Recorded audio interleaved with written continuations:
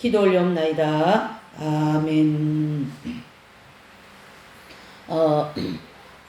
그렇습니다. 그래서 이제 오늘은 로마서 7장에 대한 내용을 이제 함께 나누고자 하는데요. 이 로마서 7장에서 8장 2절까지 내용은 저희들이 참 교회 다니면서 내지는 예수님을 믿고 이렇게 하면서 가장 큰 복을 받은 사람들이 아닐까 이렇게 생각이 됩니다. 왜냐하면 성경이 굉장히 양이 많잖아요. 이 성경책이 굉장히 양이 많은 이 수많은 하나님의 말씀 중에도 가장 핵심적인 말씀이 로마서 7장과 로마서 8장 2절까지의 내용인 거거든요. 그것을 우리가 공부를 한다 내지는 이 말씀을 우리가 알아듣는다 이거만 해도 저는 너무나도 큰 은혜라고 생각하고 사는 사람이에요. 그래서 듣는 것만 해도 감사하고 증거하는 것만 해도 감사하고 막 이 말씀이 막 너무나도 막 좋다라는 뜻이죠. 제 얘기는. 예. 자, 그래서 거기 이제 첫 번째 단락에 보시면 1번이죠.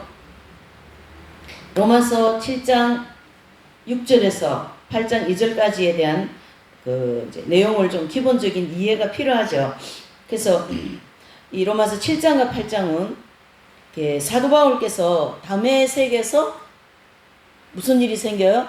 첫 번째 예수님 믿는 일이 생기는 거죠. 그게 이제 출애굽이다. 예수님을 구주로 영접한 때부터 신앙생활을 하는 그 긴 시간 동안 하나님의 뜻대로 또는 의롭고 선하게 살아보려고 굉장히 노력한 사람이에요.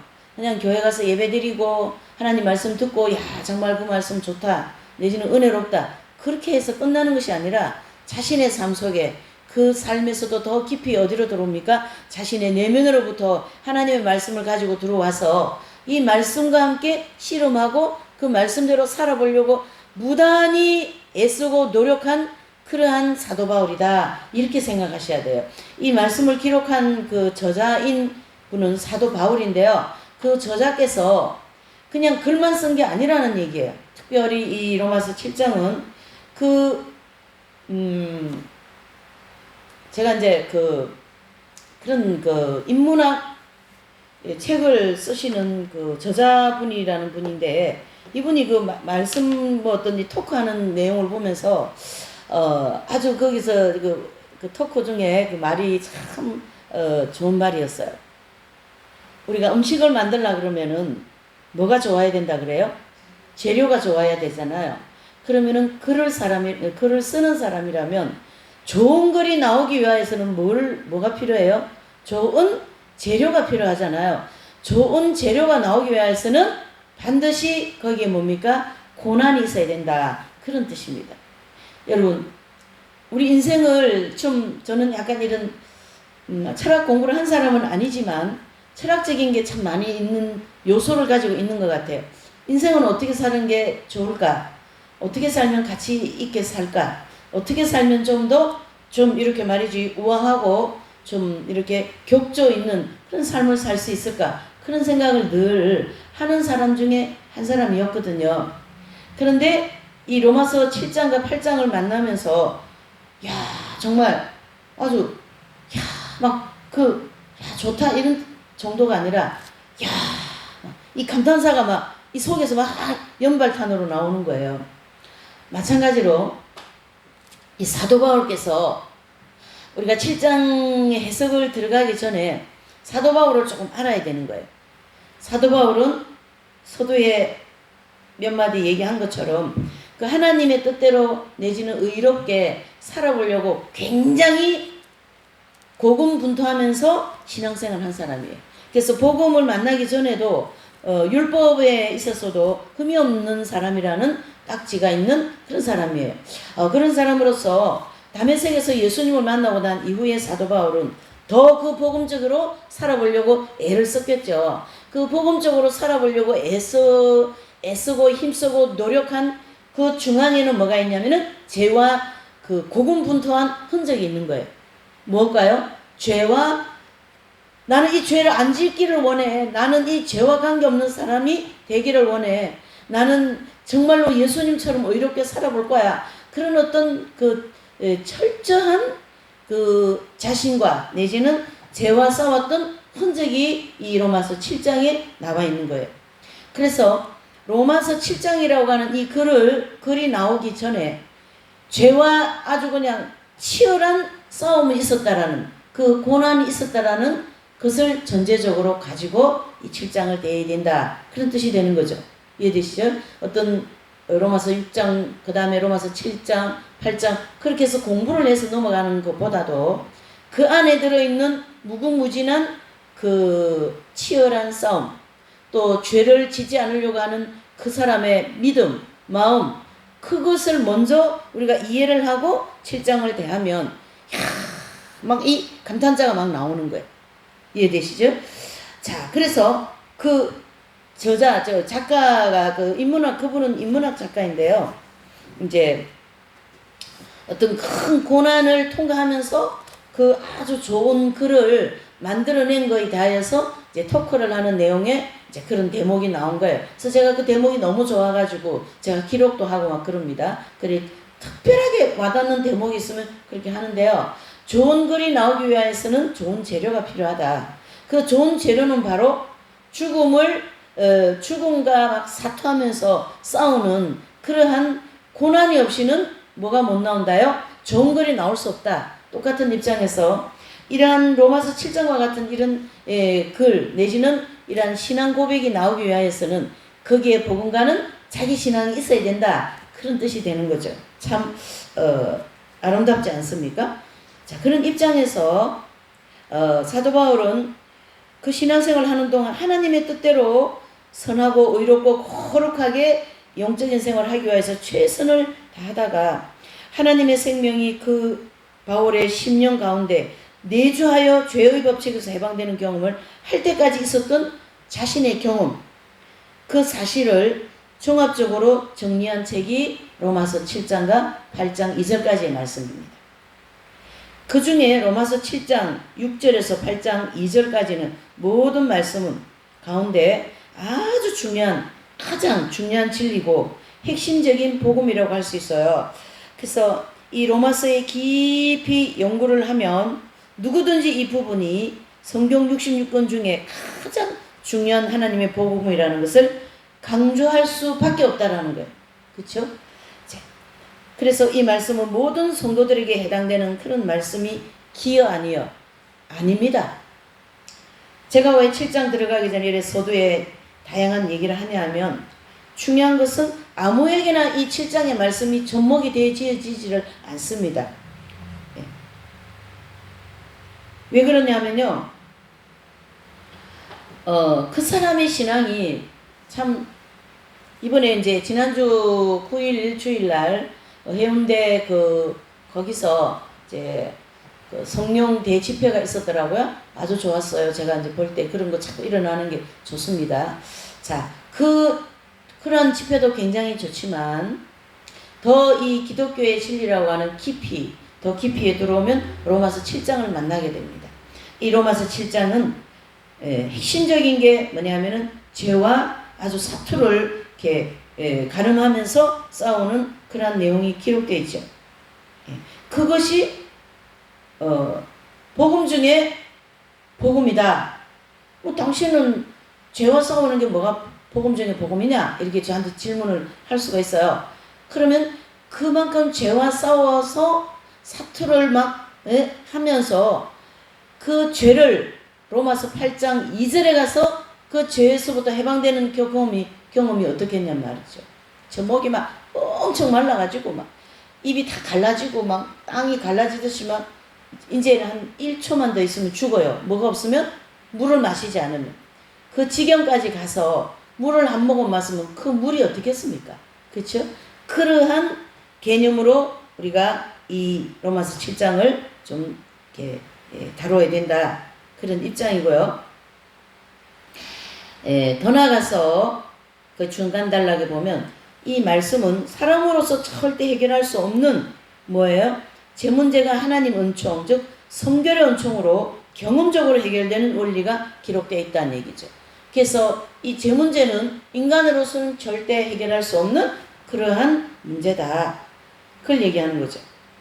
그래서 그 중에 가장 꼽을 수 있는 것이 이제 로마서 7장 해서 우리 성도들이 신앙생활을 시작할 때부터 영혼 가운데 하나님의 생명이 내주할 때까지 내주합일이죠. 그러니까 우리가 지난주 6장까지는요 연합에 대해서 계속 이제 말씀을 했어요. 그 연합이 바로 내주합일이라는 뜻이거든요. 성령께서 내 내면 안에 합일되었다. 그걸 연합이라는 거거든요. 그래서 생명이 내주합일될 때까지 마음속에 나타나는 죄의 법칙 때문에 고민하는 경험에 대해서 기록한 책이다. 그래서 이 말씀을 읽을 때 먼저 우리가 중요시해야 될 것은 사도 바울이 로마서 7장에서 증가하는 그것은 어떤 불신자, 초보신앙, 성령 충만해가 막 뜨거워서 펄펄 뛰고 그런 것이 아닙니다. 사역을 할 때 뭐가 막 생각하고 기도한 것마다 응답되어서 막 일어나면서 일어난 그런 내용이 아니다. 그걸 얘기하고요. 또 영적으로 어느 정도 성장을 한 성도들이 하나님의 계명을 지켜보려고 하는 최선을 다하는 그 고민하는 성도들에게 이 말씀이 필요한 것이다. 이런 뜻이에요. 제가 이제 이렇게 보니까요. 로마서 7장 가지고 설교하는 분들 별로 못 봤어요. 로마서 7장 가지고 설교가 되지를 안 해요. 7장은 설교문을 작성할 수가 없어요. 뭐예요? 1번부터 100번까지 다 죄 가지고 얘기하니까 그것도 그냥 치열하게 하는 그런 죄에 대한 얘기만 하니까 이게 듣는 사람이 어떨까요? 희망이 없어요. 소망이 없어요. 짜증날 정도예요. 뭐야 저기는 맨날 죄 가지고 그렇게 할 정도로 로마서 7장은 쉽게 다뤄질 수 있는 책이 아니다. 이렇게 볼 수가 있고요. 또 거기 이제 밑에 달라에서 한 6째 줄 보면 다시 말해서 우리 성도들은 영적으로 성장하는 과정에 점진적으로 무엇과 무엇이에요? 선과 악, 그 다음에 어둠과 빛. 요게 아주 중요하죠. 선, 빛, 그 다음에 악과 어둠. 그러니까 어둠은 악이죠. 또 악은 어둠이에요. 그 다음에 선은 빛이에요. 빛은 선이에요. 이렇게 해서 선과 빛은 하나님 쪽인 것이고 그 다음에 악과 어둠은 어디예요? 악한 즉 마귀의 쪽에 있는 거예요.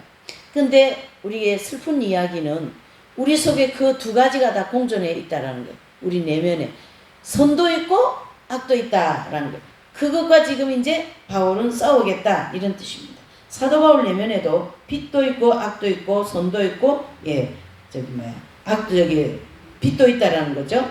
그래서 이것이 거기다가 좀 줄을 칠 게 뭐냐면 경험적이다 이래 보셔야 됩니다.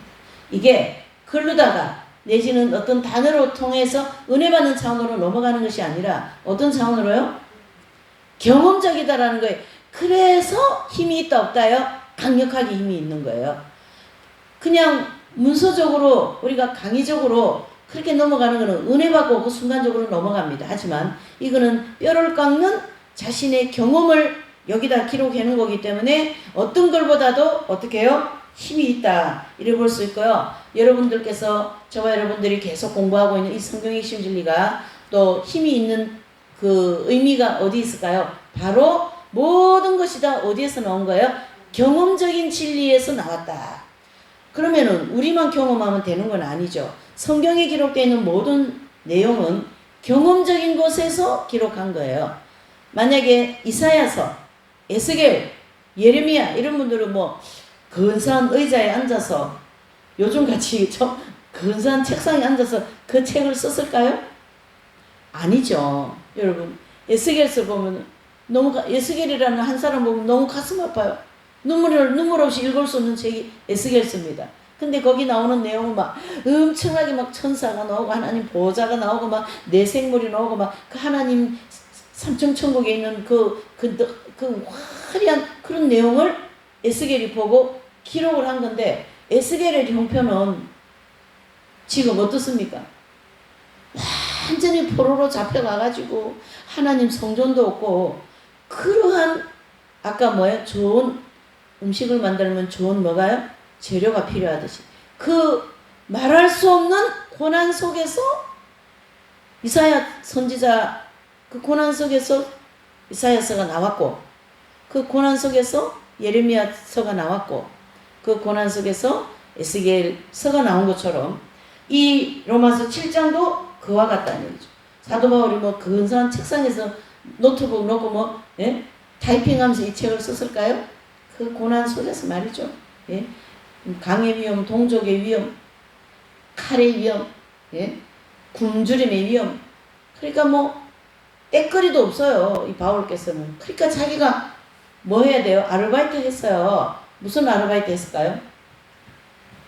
무슨 아르바이트 했냐면 그 당시에 텐트 깁는 그런 아르바이트를 했어요.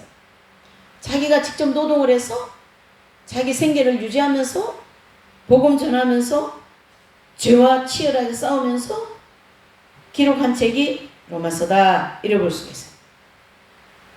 그래서 굉장히 경험적이면서 힘있는 말씀. 그래서 하나님의 계명대로 철저하게 살려고 노력할 때 비로소 내면적인 죄, 이 세력이 얼마나 추하고 얼마나 그 죄가 강한지 그걸 경험적으로 알 수 있는 건데요. 거기 추하고 강한 데다가 무엇을 하나 쓰냐면 죄에는 능력이 있다. 죄는 능력이다. 이래 보셔야 돼요. 죄는 능력이다. 바로 뭐냐면 우리가 하나님 능력 받고 뭐 그냥 치유하고 뭐 이런 여러 가지 그런 능력도 있지만은 죄도 그 죄 자체에는 능력이 있는 거예요. 그러니까 능력으로 나를 사로잡아 온다. 그걸 지금 바울이 7장에서 경험하거든요. 자, 이렇게 해서 이 로마서 7장과 8장 2절까지의 내용을 좀 우리가 기본적인 이해를 이제 조금 요 면을 통해서 좀 정리를 할 수 있습니다. 그래서 죄 때문에 심각하게 고민하는 경험을 할 수 없는 뿐만 아니라 로마서 8장 경험과 은혜를 받지 못하는 것은 죄와 철저히 싸우지 않는 이상에는 그 경험을 할 수가 없다. 이렇게 볼 수가 있는 것입니다. 자, 그러면 여기 PPT에 보시면 이제 로마서 8장 6절에서 8장 2절에 대한 기본적인 이해를 조금 설명을 드렸고요. 그 다음에 본문은 성경 전체에서 가장 중요한 핵심적인 복음이다. 또 요 내용을 이해하는데 여기 두 마디에다가 제가 정리를 한 거예요. 본문은 완덕을 추구하는 성도들에게 해당되는 말씀이다. 완덕을 어떻게 해요? 완덕이라는 것은 신앙의 경지에 아주 높은 경지까지 들어가기 위하여서 치열하게 싸우는 성도들에게 해당되는 말씀이다. 그 얘기예요. 자, 그 다음에 이 로마서 7장은요. 초보적인 신앙이 아닌 죄 문제 때문에 고민하고 의롭게 살아보려고 하는 그런 믿음의 사람들에게 나타나는 무슨적인 진리라고요? 경험적인 진리다. 참, 이 안에 무궁무진한 은혜가 들어있는 것으로 느껴집니다. 이 세 줄의 글 안에. 자, 그러면 요 이해에 대해서 이렇게 두 단락으로 좀 정리해 볼 수가 있고요. 그 다음에, 이 로마서 7장과 8장 2절까지는 하나님의 빛을 중심으로 기록한 책이에요. 그래서 어둠, 선, 악에 대해서 정확하게 알 수 있게 해주고요. 또 한 가지 우리가 또 정리할 게 뭐냐면 계명대로 철저하게 살려는 성도의 마음에 일어나는 경험입니다. 이건 겉으로 드러나는 게 아니에요. 그리고 사도 바울 지금 상황은 어떠냐면요. 굉장히 겉으로 이 행실과 그분의 인격에는 흠이 없습니다. 아주 거의 뭐 성인과 같은 가까운 그 정도의 그 바울의 인격 또 신앙, 믿음 그러한 입장이라는 걸 보셔야 돼요. 그런 과정에서 계명대로 철저하게 살려는 그 성도의 마음에 일어나는 내면에서 일어나는 경험이라는 내 안에서 일어나는 일이에요. 겉으로는 전혀 몰라요. 그러니까 뭐 사도 바울은 이 경험할 때도 모든 사람들한테 거의 성인 수준의 그런 대우를 내지는 인정을 받는 그런 상황이기 때문에 겉으로 드러나는 것을 봐서는 모릅니다. 그러나 사도 바울은 자기 속에서 지금 무엇이 일어나고 있어요? 3차 전쟁이 막 일어나고 있는 거예요. 3차 전쟁이. 그리고 참고로 한마디 더 하면 요 로마서 7장은 영적 성장 단계에서 세 번째 연단에 해당되는 단계예요. 세 번째. 그러기 때문에 이렇게 치열한 죄에 대해서 그 양심이 밝아져 있어가지고 그 죄를 이렇게 발견해내는 거예요, 안에서. 그래서 그 발견해낸 죄와 함께 막 싸우려고 지금 이제 치열한 싸움을 하고 있는 것입니다. 자, 두 번째로 범죄하기 쉬운 기회가 생길 때마다 나타나는 내면적인 죄다. 뭐라고요? 겉으로는 잘 모른다 그랬잖아요. 그러니까 내면의 죄에 대해서 이제 싸우는 거예요. 내면에 내가 뭐 남한테 상처 주는 말을 했다. 또 내가 부도간 그런 행실을 했다. 그것 때문에 싸우는 게 아닙니다. 이미 바울은 언어에도 행실에도 그분의 인격이 거의 다 성인 수준에 들어왔기 때문에 겉으로 봐서는 도저히 야 저분이 속에서 저렇게 죄와 치열하게 싸우는 줄 사람들이 알까요? 모를까요? 모르는 거예요. 근데 사도 바울은 지금 기회가 생길 때마다 나타나는 자기 속에 있는 이 죄, 내면의 죄, 이거 가지고 지금 치열하게 싸우고 있는 그런 입장인 거거든요. 자, 그래서 거기 이제 로마서 7장 19절을 한번 보실까요? 19절. 19절. 자, 19절 읽어보시죠. 시작. 선은하지 아니하고 도리어 원치 않은 바 악은 행하는도다. 아멘. 자, 사도 바울이 지금 자기 속에서 두 개가 계속 싸우고 있는 거예요. 두 가지. 뭐예요? 내가 원하는 것은 뭐라고요? 난 선을 행하기를 원한다. 근데 내가 원치 않는 악이 자꾸 내 속에서 나옵니다. 이게 어떻게 해야 됩니까? 이 문제를 어떻게 해야 되겠냐 하는 그런 어떤 사도 바울의 이제 고백이죠. 그래서 원하는 바 선은 하지 아니하고 이 말씀은 사도 바울이 흠이 없는 완전한 선을 행하기 위하여 얼마나 많은 노력을 하였는가를 알 수 있고, 그런데 범죄하기 쉬운 환경이 생길 때마다 사도 바울이 원하는 선은 마음에 나타나지 않고 원치 않은 악심이 속에서 꼬불꼬불꼬불 올라오는 거예요. 이게 어떻게 해야 되냐 이 문제를 지금 그런 입장이에요. 그래서 예수님과 같이 온전한 사랑, 온전한 겸손, 온전한 충성, 절제, 온유, 인내 그렇게 생활하고 싶은 거거든요. 기준이 지금 누굽니까? 예수님이죠. 그러니까 예수님과 같이 온전하게 살고 싶다. 흠과 티가 없는 그런 삶을 살고 싶다. 예. 그런데 왜 기회가 주어지니까 마음에서 뭐가 올라와요? 교만이 쑥 올라오죠. 마음에서 은욕이 싹 올라오죠. 마음에서 질투, 포악, 시기, 거짓 이런 게 싹 올라오는 거예요. 진짜 이걸 어떻게 해야 되겠냐? 지금 보통 일이 아니죠. 그러한 것을 느끼면서 큰 고민에 빠지게 됩니다. 그래서 탄식하고 절망하는 사도 바울의 그 괴로운 심정을 7장에 기록한 거죠. 그래서 이 말씀 중에 악은 표면적으로 나타나는 죄악이 아니라 어디예요? 내면에 나타나는 죄다. 그래서 사람들을 알을까요? 모를까요? 모른다는 거예요. 저분이 죄 때문에 싸우고 있는지 치열하게 지금 고민하고 있는지 모른다. 어디에서 나오기 때문에 내면에 있어서 그렇다. 표면적인 죄악은 우리의 말과 표정이나 행동을 통하여 나타나는, 즉 겉으로 나타나는 죄악을 의미하지만 이 표면적인 죄악은 우리가 철저하게 어느 정도 노력을 하면요 이건 고칠 수 있는 일이에요. 그래서 뭐 석가라든가 공자라든가 그런 분들은 행실로는 거의 죄를 안 져요. 예. 그렇게 그러니까 표면적인 죄는 어떤 초등학문을 중심으로도 고칠 수가 있는데 바울이 지금 그걸 가지고 얘기해요. 뭘 가지고 얘기해요? 내면의 죄를 가지고 얘기하기 때문에 이 문제는 어떤 초등학문 이런 걸 가지고는 해결할 수 없다. 예. 그래서 로마서 7장 19절에서 말하는 이 원치 않은 바 악, 그렇죠? 이것은 표면적인 죄를 가르쳐 얘기하는 것이 아니라 내 속에서 나타나는 악심, 그렇죠? 그것을 가르쳐 얘기한다. 그래서 내면적인 죄는 어느 정도 어떻게 해요?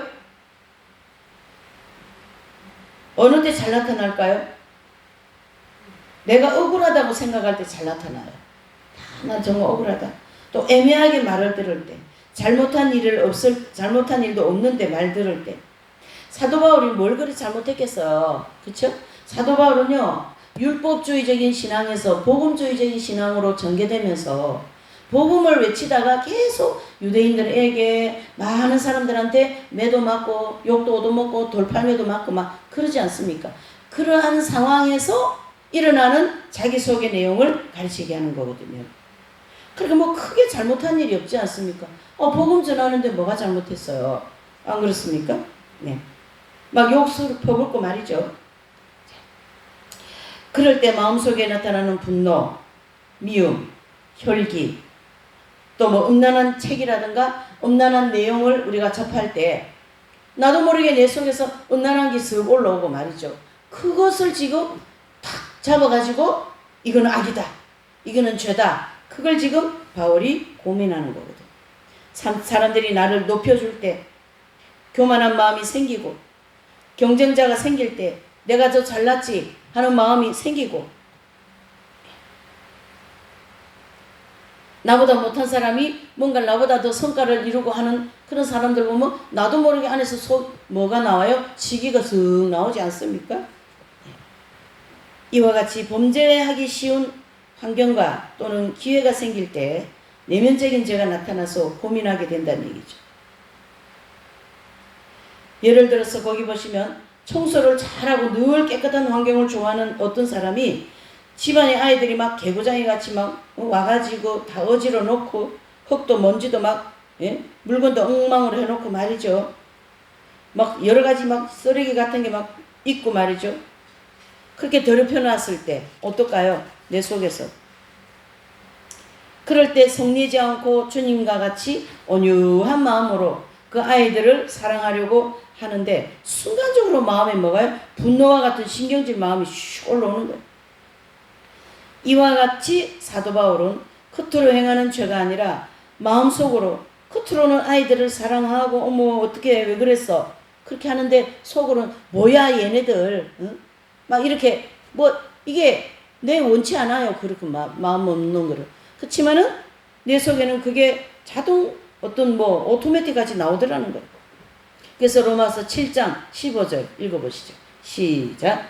나의 행하는 것을 내가 알지 못하노니 곧 원하는 이것은 행하지 아니하고 도리어 미워하는 그것을 함이라. 사도 바울은요 자기 속에서 일어나는 걸 미워하고 있어요. 예, 저는 뭐 사도 바울 같이 그런 경지까지는 아직 아니라도 저도 막 제가 너무 싫은 거예요. 어떤 생각이 한 번씩 들었냐면 사람 자체가 싫다. 나라는 인간 자체가 싫다. 이 죄덩어리를 가지고 있는 나라는 인간이 아주 싫은 거예요. 자신을 좀 사랑해야 되는데 자신을 사랑하고 싶은 마음이 안 생겨요. 막 이 속에 막 이 더러운 것이 있다고 생각하면은 어떻게 해야 돼? 예? 그런 이 팔다리에 힘이 쭉 빠질 때가 있어요. 많이들 경험하시죠? 우리가 이 성경 핵심 진리를 공부를 했기 때문에 또 성인들에 대한 그런 밝은 빛 가운데 사는 삶을 우리가 공부를 했기 때문에 어떻게 살아야 된다는 걸 알고 있거든요. 근데 나의 의지와 관계없이 내 속에서 이런 게 자꾸 불 올라오는 거예요.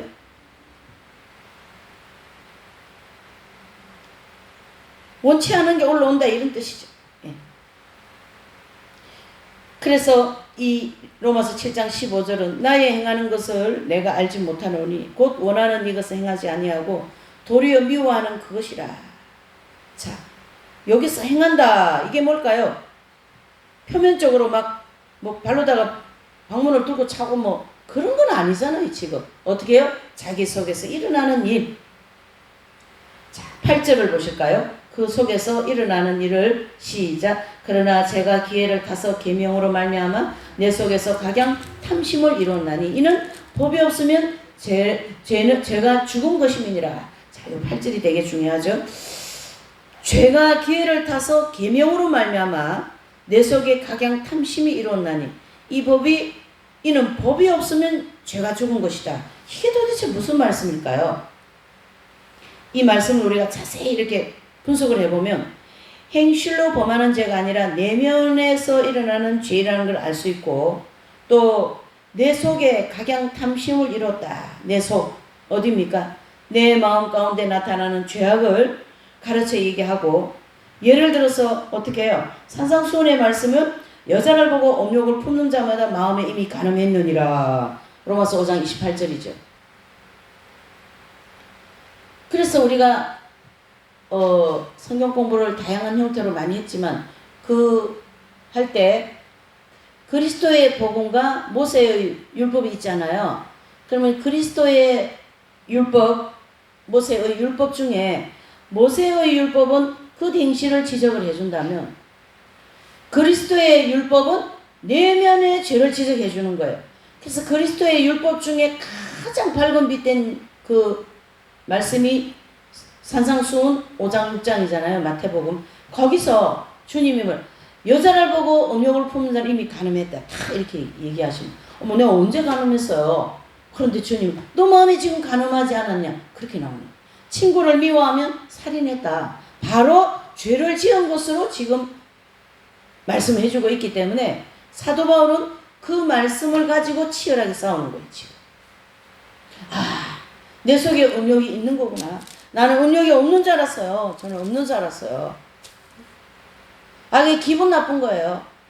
음욕이 있다는 자체가 기분 나쁜 거예요. 근데요, 제가 이제 공부하면서 이제 그런 걸 알게 됐다고 했잖아요. 근데요, 잘 들어보세요. 내 속에 음욕이 없는 줄 알았는데 그 자체가 교만인 거예요. 주여, 나는 죄인이로소입니다. 나는 음란하고 태만하고 아집적이고 교만하고 포악하고 시기질투하는 아주 큰 죄인입니다. 그렇게 고백을 할 때 그 겸손이지. 아니 지가 뭔데 죄가 없다는 뜻이에요. 얼마나 교만한 거예요 그게. 근데 그것을 알게 된 거예요. 무엇을 통하여? 말씀을 통하여, 계명을 통하여 알게 되었다, 이런 뜻이죠.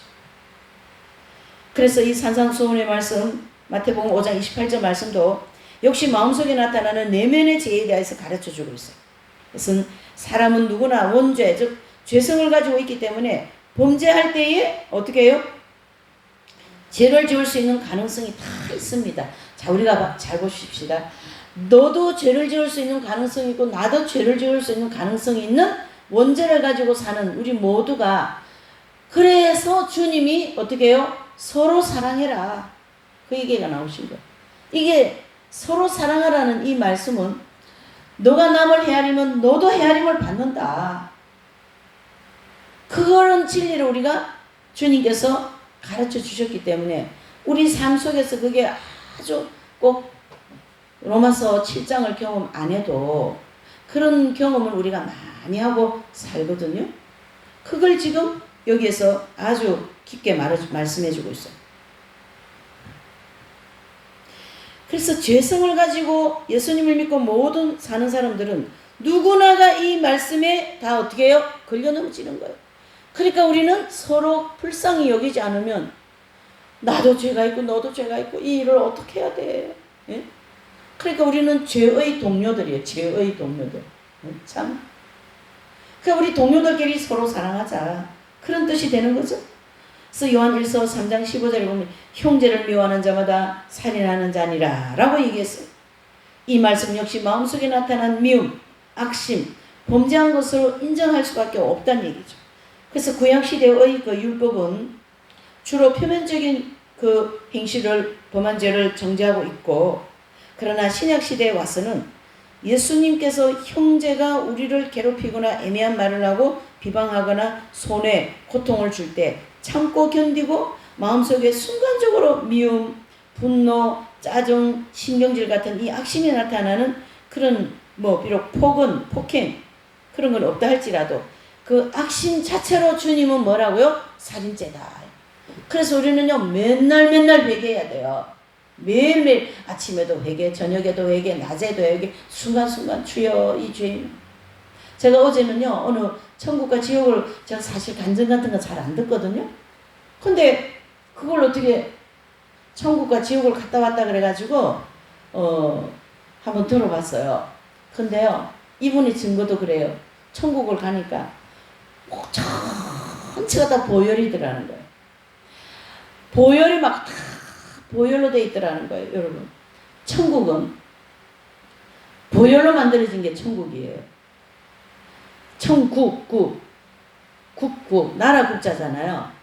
국, 즉 한 나라가 생기기 위해서는 백성이 있어야 나라가 생기는 거거든요.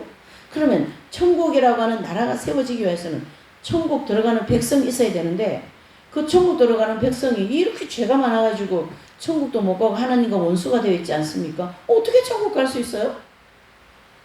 그래서 예수님이 우리를 위하여 뭐예요?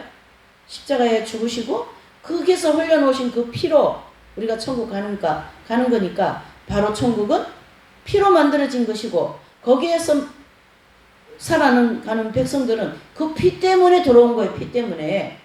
그래서 천국은 다 피로 만들어진 거예요. 온 듯이만 피요. 피가 막 철철 흘러 넘치더라는 거예요. 어디를 갔는데 뭔가 이렇게 있는데 보니까 거기다 피더라는 거예요. 피. 그러니까 예수님 피. 예수님 피를 막 그냥 온 자신의 집안에도 바르고 여러분 주방에도 바르고 냉장고에도 바르고 예? 거실에도 바르고 뭐 내가 자는 이불에도 바르고 다 발라놔야 되는 거예요. 무슨 말입니까? 피가 없으면 아무것도 안 된다. 그걸 얘기해 주고 싶은 거죠. 그러니까 이 각양 탐심과 같은 이 죄를 우리가 어제도 짓고 오늘도 짓고 나중에 또 짓고 내일 또 지을 거예요. 예약이 돼 있어요. 무엇이요? 죄 지을 예약이 돼 있어요. 자, 그러니까 재밌어요. 어찌 보면. 자, 그러니까 주님이 우리 이렇게 보면 귀여워 너희들. 그래도 죄 가지고 죄 안 지으려고 나는 왜 이렇게 죄가 많은가? 아버지 하나님 어떻게 해야 됩니까? 그걸 주님이 엄청 귀엽게 이쁘게 보신다고요. 너는 죄인이야. 그렇게 정죄하시지 않고 죄 때문에 고민하는 걸 보시고 주님이 그 사랑과 막 은혜가 막 찰 넘치는 예수님 눈으로 우리를 쳐다보면서 그래 죄 때문에 괴롭지 내가 너의 죄를 다 해결해 줄게 그러고 계신다고요. 할렐루야 아멘. 참 얼마나 좋습니까? 그런 예수님을 내가 모시고 사는 거거든요. 어쨌든 이 죄의 뿌리 때문에 이 원죄라고 하는 이 7가지 7종 죄 때문에 우리는 죄를 지을 수밖에 없는 사람으로 딱 되어 있어요. 그래서 오늘은 내가 포악성 죄를 안 지어서 내일 지을 수밖에 없는 그런 예정된 사람이에요. 뭐 이런 단어 자체가 좀 그렇긴 하지만 그만큼 우리는 죄를 지을 수밖에 없는 사람이다. 그것을 내가 인정을 해야 된다. 이런 뜻이죠.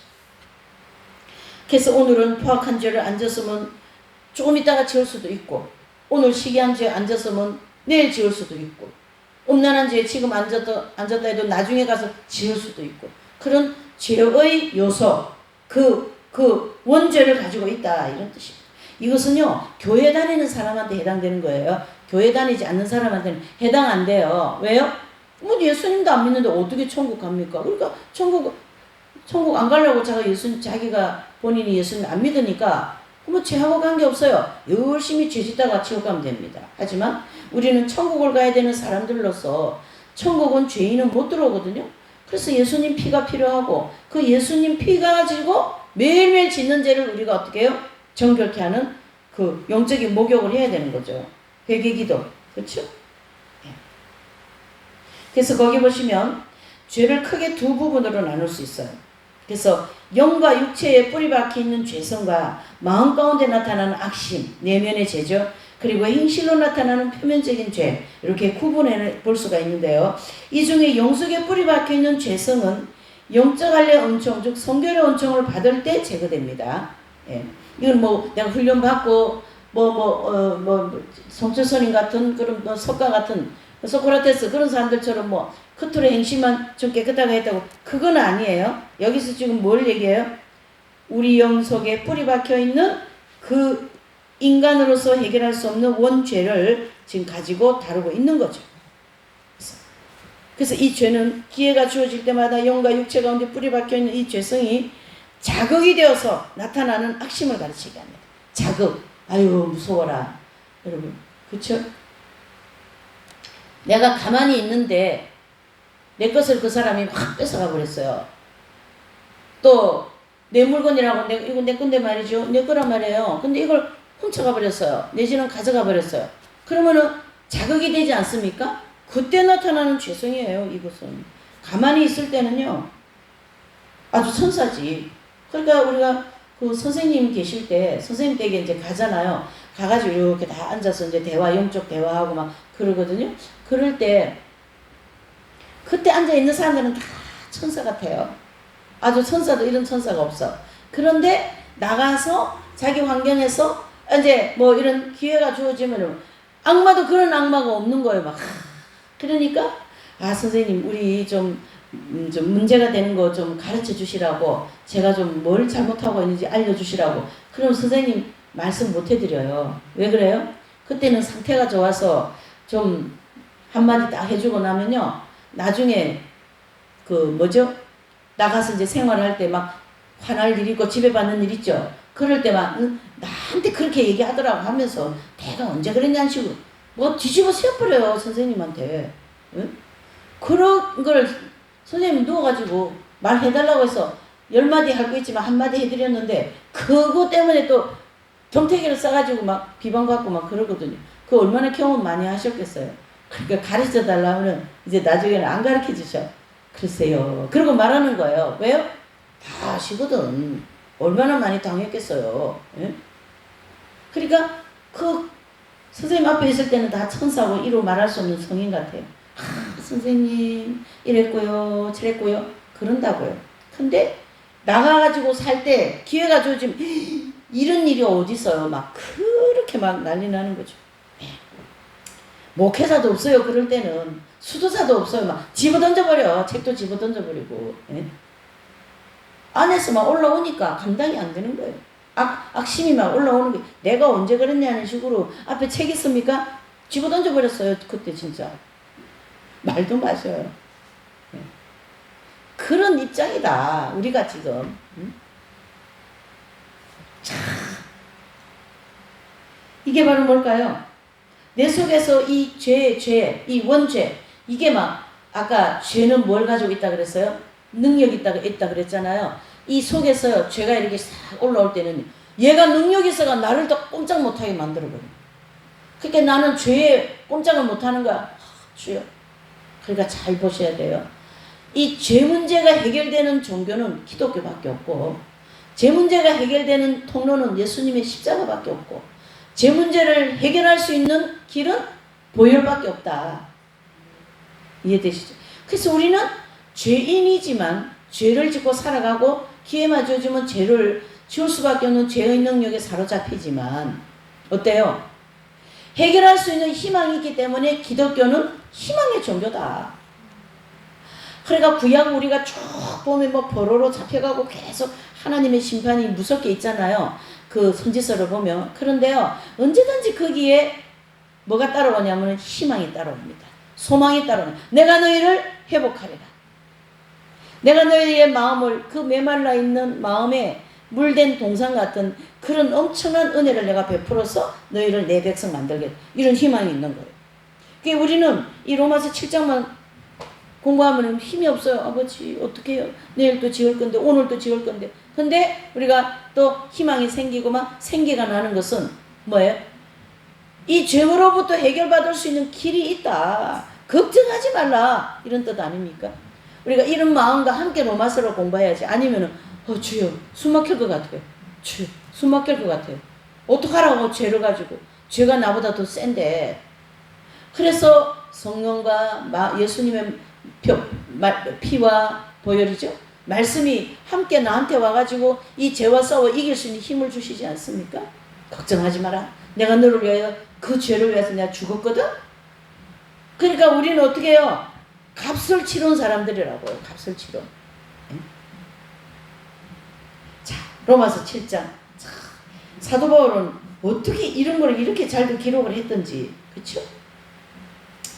그래서 원하는 성과 원치 않은 악과 치열한 싸움을 이제 지금 계속해주고 있는 거죠. 그래서 그 치열하게 싸울 수밖에 없는 그 죄가 뭐 어떤 죄라고요?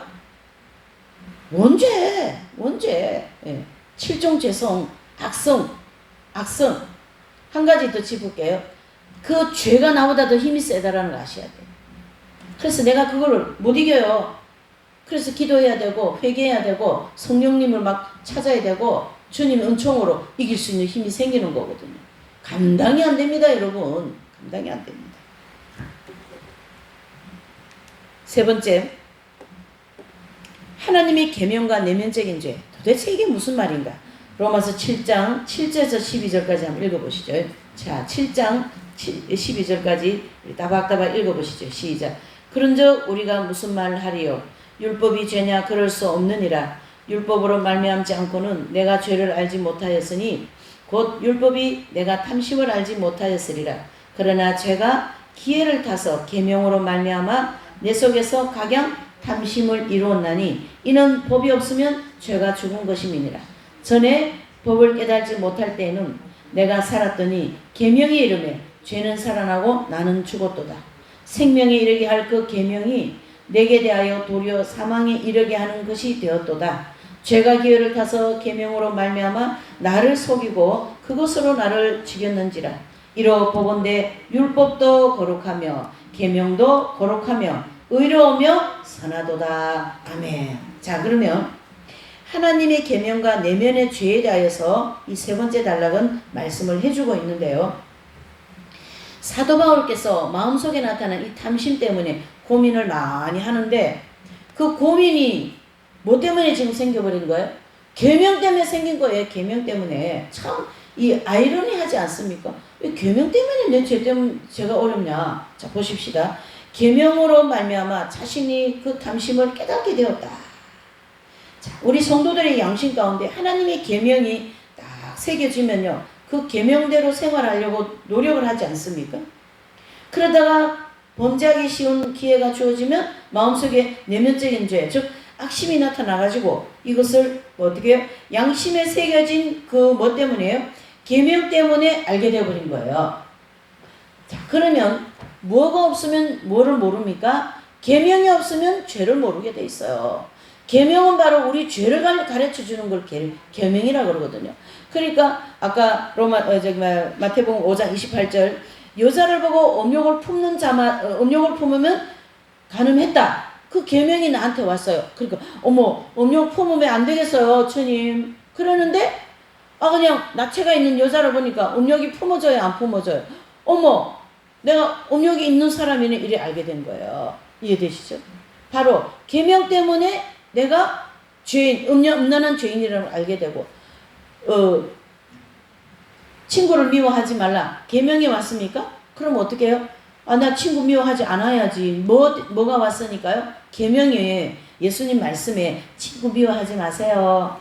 그렇죠. 알겠습니다. 그러고 갔는데 기회가 딱 주어지니까 막 내가 미워하고 있더라는 거예요. 그럼 뭐 때문에 내가 미워하는 걸 알게 된 거예요? 계명 때문에, 주님의 말씀 때문에 내가 뭐 됐다요? 친구를 내가 미워하는 사람이구나를 알게 된 거예요. 그러니까 잘 보세요. 이 말씀이 산상수훈에 나와 있는 이 모든 복음적인 말씀이 겉으로 그냥 물하고 기름처럼 그냥 지나가는 말씀인지 이게 내 양심 안으로 쑥 들어와가지고 내 양심을 지금 빛을 비추고 있는지 이게 이제 필요한 거죠. 그래서 신앙이 아까 얘기했죠. 좀 이렇게 표면적인 신앙생활이 최고다 하고 사는 그런 신앙은 이 말씀이 와도 깨달을까요? 못 깨달을까요? 못 깨달는 거예요. 그러니까 여러분 제가 희망을 드리죠. 저와 여러분들에게. 이걸 우리는 깨달고 안 돼. 이 죄지면 안 돼. 그리고 지금 고군분투하고 가지 않습니까? 신앙 엄청 좋은 사람들이에요. 신앙이 보통 좋은 사람들이 아니에요. 왜요? 이 내면의 죄를 가지고 지금 고군분투하고 있기 때문에. 그래 희망을 가지세요. 굉장히 많이 신앙이 지금 그 사람의 내면에 이 복음이라고 하는 말씀, 계명이 양심 안으로 쑥 들어와가지고 그 사람 양심을 지금 비추고 있거든요. 그래서 지금 괴로운 거예요. 그러니까 그 괴로움은 뭐 그렇게 얘기하대요. 거룩한 뭐 부담 뭐 그런 얘기하대요. 그럼 저는 그 말을 좀 바꿔가지고 거룩한 뭐예요? 거룩한 싸움 뭐 그렇게 해야 되지 않습니까? 예, 지금 막 적과의 싸우는 거예요. 적과. 조선이 말이죠. 조선시대에 잘 들어보셔요. 저는 이런 내용하면 그런 게 막 생각나서 얘기하는 건데요. 1592년에 임진왜란이 터지지 않습니까? 근데 뭐 여기 부산 여기 앞바다에서 외군들이 들어와가지고 파죽지서로 약 한 20일 만에 한양을 도착하거든요. 쫙 가는 거예요. 그래서 일본군들도 그래요. 이거 조선 이거 뭐야? 왜 이래? 막 그냥 막 다 성이 다 무너지지 않습니까? 왜 그런가라는 것은 조선이 세워지면서 200년 동안 전쟁이 없었어요. 그것은 전쟁이 없었기 때문에 전쟁 준비를 안 했을 뿐만 아니라 거기에 맞는 무기도 준비하지 않았을 뿐만 아니라 훈련도 안 됐어요. 전쟁 훈련. 그냥 명목상 군인들이 있었을 뿐이고 명목상 활과 창이 있었던 뿐이지 그걸 한 번도 써보지를 않았어요. 무슨 말인가 하면 우리가 죄와 싸웠던 경험이 있는 사람이 죄와 싸우지 죄와 싸웠던 경험이 없는 사람은 전쟁해본 경험이 없기 때문에 죄와 싸우지 않기 때문에 그 계명이 나한테 어떻게 돼요? 와도 뭐 어떡하라고 뭐 그러고 넘어가 버리는 거예요. 그러나 죄와 싸웠던 경험이 많아요. 지금 이 사람 전쟁행 경험이 많다라는 거죠. 하기 때문에 계명이 딱 오니까 어휴 죄 지면 안 되겠지. 안 돼. 근데 내가 죄를 짓는 라니까 내가 얼마나 뭐예요? 괴롭기도 하면서 그 괴로움은 굉장히 축복의 괴로움이죠. 은혜다라는 거예요. 로마서 7장 우리가 연구할 때 죄야 그렇게만 하면요 안 돼요. 그 죄를 발견하게 하시는 하나님의 놀라운 은혜와 그 사람이 그 죄를 발견하여서 그 때문에 고군분투하는 그 사람의 신앙, 믿음 그걸 같이 생각을 해줘야 이게 우리가 절망이 안 빠지는 거예요. 로마서 7장 이해되시죠? 그래서 여기 지금 어떻게 해요? 이 계명 때문에 내가 내면의 죄를 알게 되었다. 그만큼 말씀에 가까이 있는 사람이에요. 그래서 음욕 품지 마라, 질투하지 말라, 교만하지 말라, 거짓말하지 말라 이런 모든 계명이 나한테 왔을 때 어떻게 해요? 내가 그 죄를 지을 때는 결과적으로 계명이 나를 뭘로 알려주는 거예요? 너는 죄인이야. 그걸 알려주는 거예요. 그래서 잘 보셔요. 우리가 성장을 해나가는 성장론을 볼 때 첫 번째 연단 통과해서 바로 군대 추격이라고 하는 첫 번째 통과를 하고 나면요. 그 사람이 표면적인 신앙인으로 만들어 간다면 두 번째 연단은 아말렉 군대와의 싸움이잖아요. 그 아말렉 군대와의 싸움의 그 특징이 뭐냐면 내면의 죄를 다루는 단계잖아요. 그 아말렉 군대와의 싸움이라고 하는 두 번째 연단을 통과하면서 이 사람이 여호와 니시를 통과하면서 뭘 경험합니까? 그렇게 지독하게 죄 안 지려고 그 죄 때문에 막 치를 떨고 죄 때문에 너무나도 괴롭고 막 자살하려고 합니다. 그 단계에서 하나님이 강력하게 죄를 다루거든요. 그러면 그 죄를 용서받은 내지는 죄를 죄를 짓지 않는 경험을 하면 그 사람 얼마나 뛰고 막 그냥 나는 죄로부터 해방되었다. 그 엄청난 고백이 어떻겠어요? 그게 바로 두 번째 연단을 통과하고 나면 이 치열하게 싸우던 로마서 7장 경험을 거기서 맛을 보여주고요. 이게 실제적으로 이루어지는 단계는 세 번째 연단이거든요. 그러니까 두 번째에서 이걸 맛을 한번 보여주셔요.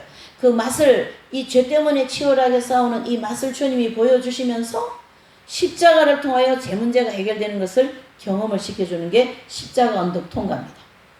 그 철로역점에서 이해되시죠? 그러니까 잘 보셔요.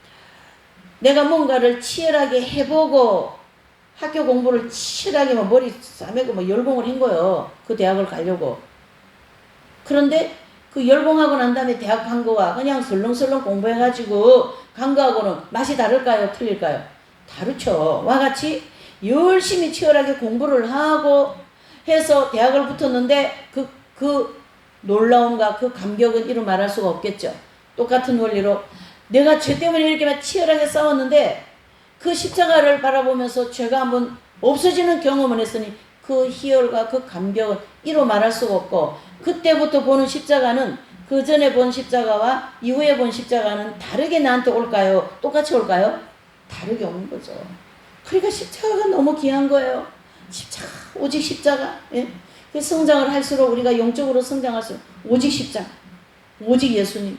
그렇지 않습니까? 네.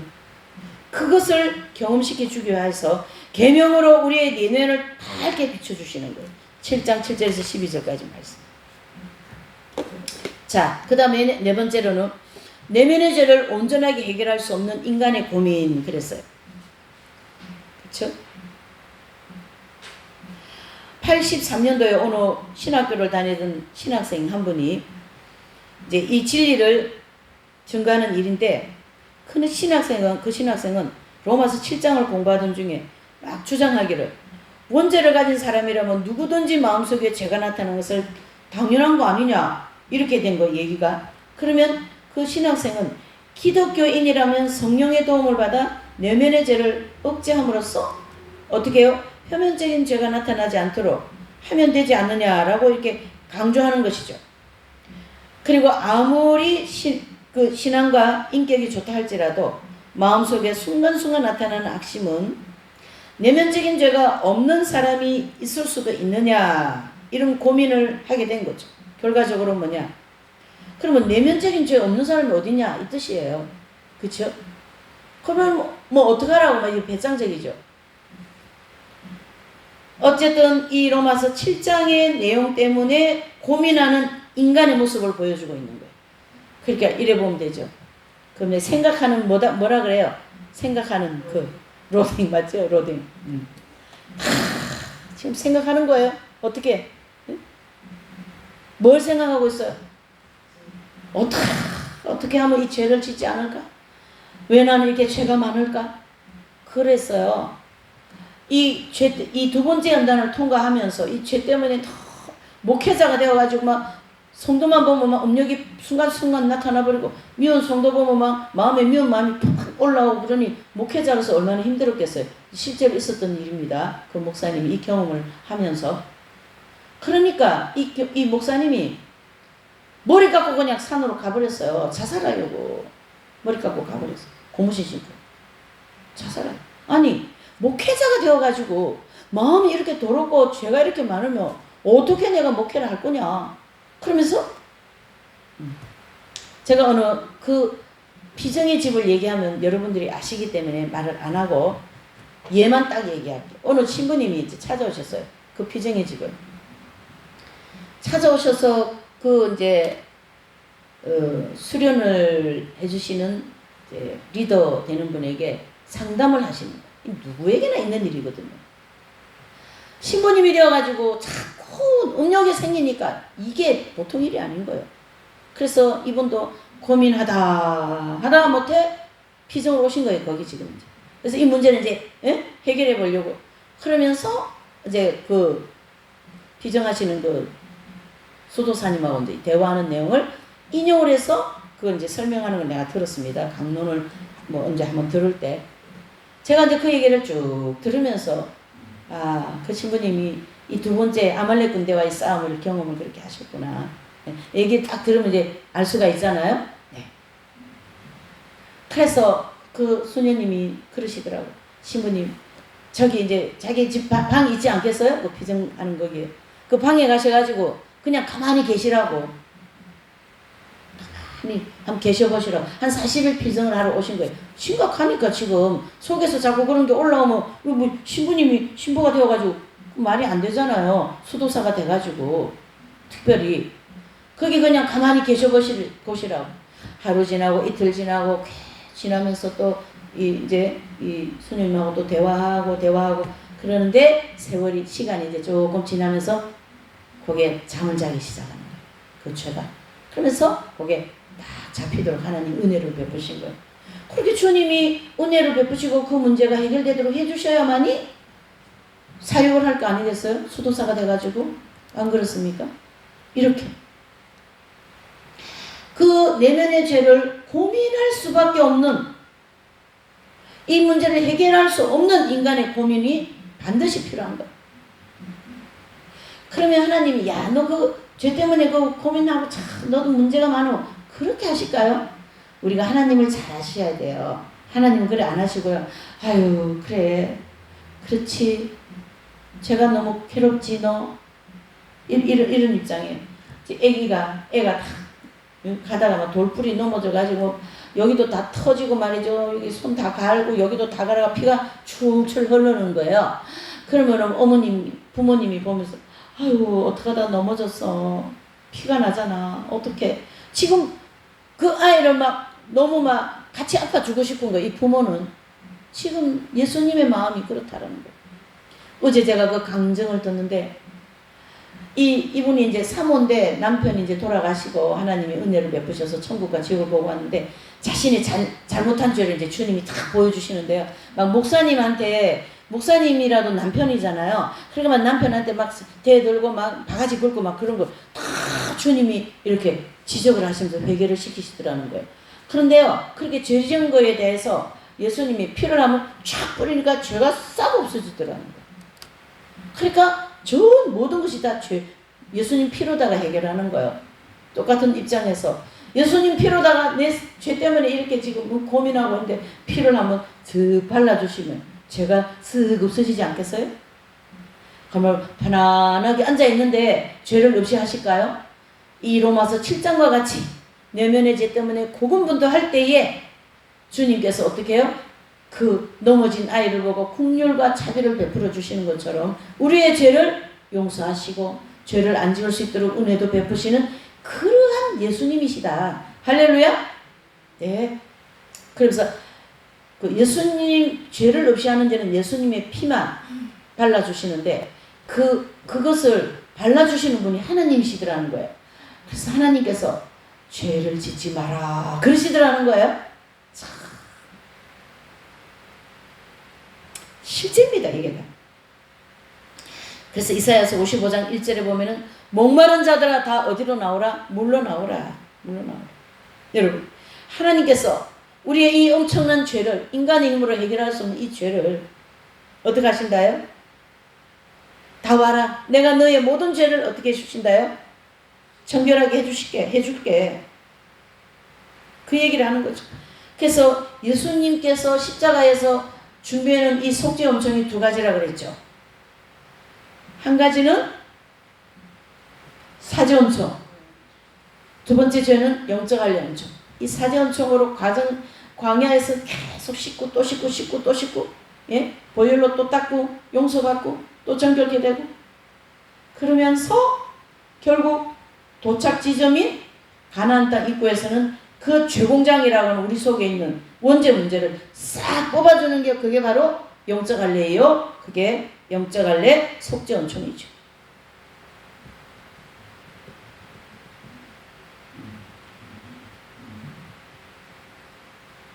이와 같이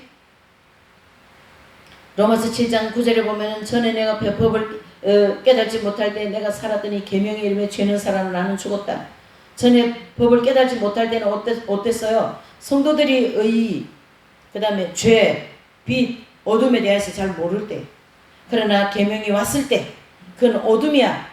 그 양심에 그 잘못된 거야. 그걸 계속 알려주셨기 때문에 내가 죄를 알게 되었다. 그거를 말씀하고 있는 거죠. 죄가 살아났다라는 것이 바로 내 속에서 죄가 구물구물 막 짓는 거죠. 죄를 짓는 거죠. 근데 이 죄 안 지려고 막 애쓰면요, 될까요? 안 돼요. 넘어지는 거예요. 넘어질 수밖에 없다는 얘기죠. 그래서 마태복음 5장 44절 말씀과 같이 계명을 온전히 지키려고 노력할 때 이런 경험을 할 수 있다.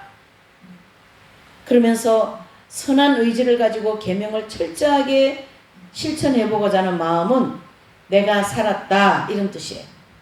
그래서 잘 보셔야 됩니다. 내가 죄를 짓지 않으려고 하고 죄 때문에 고민하고 그것은 그 사람이 지금 신앙이 살아있다는 뜻이에요? 죽었다는 뜻이에요? 네. 그러니까 희망이 있어요? 없어요? 있는 거죠. 그렇다고 뭐 죄 짓기 때문에 죄 져가지고 나는 희망이 있으니까 괜찮다 그게 아니라 죄가 인간의 힘으로 해결할 수는 없지만 어떻게 해요? 더 뛰어넘어가서 우리는 죄를 없이 할 수 있는 희망이 있다. 그 사람 신앙은 보통 신앙이 아니죠. 내가 아는 나의 선한 의지, 나의 선한 마음, 그걸 가르치게 하죠. 그래서 우리가 인내, 겸손, 자비, 온유, 그런 온전한 사랑을 실천하면서 살려고 노력하는 마음의 자세가 살아있는 사람입니다. 그래서 제가 너무나도 한 번은 너무 힘들어요. 여러분, 제가 이렇게 가만히 있으니까 죄 안 짓는 것 같죠? 가만히 있어도 어디서 죄가 나오고 있어요? 속에서 막 죄가 나오고 있어요. 아이고, 주여, 아버지, 어떻게 해야 돼요? 제가 뭐 네. 주님.